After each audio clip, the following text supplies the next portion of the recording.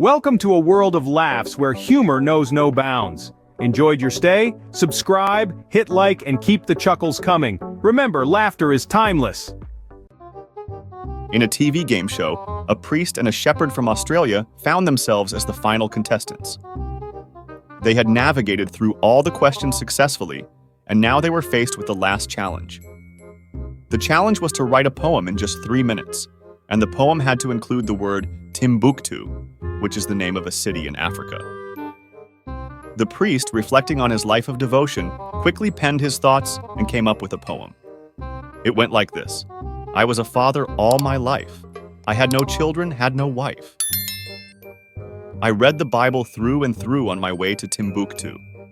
The audience and judges were deeply impressed by the depth and sincerity of the priest's words. The priest felt a rush of confidence, believing victory was near. But then it was the shepherd's turn. His poem went like this: When Tim and I went to Brisbane, we met 3 women cheap to rent. There were 3, and we were 2, so I booked 1, and Tim booked 2. One evening, a man found himself having a bit too much to drink at a social gathering. Feeling a bit unsteady but deciding to head home regardless, he got into his car and started driving. Unfortunately, his driving was as wobbly as his walk, and it wasn't long before a state trooper pulled him over. The trooper quickly realized the man was intoxicated and proceeded to perform a sobriety test. Unsurprisingly, the man failed to walk in a straight line, mirroring the erratic path his car had taken on the road. The trooper, doing his duty, wrote out a ticket and handed it to the driver. Just as he was wrapping up, a loud crash from an accident in the opposite lane demanded the trooper's immediate attention. The man thought this was his chance. He assumed that with the trooper distracted, you wouldn't be coming back to deal with him. So he sneakily drove his car back home and staggered straight to bed, hoping to forget the night's events. However, the next morning, he was rudely awakened by a knocking on his front door.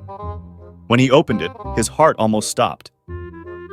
Standing there was the same state trooper who had pulled him over the night before. The trooper looked at him and asked, "Are you M. Johnson?" The man, his nerves shot, could only nod in response.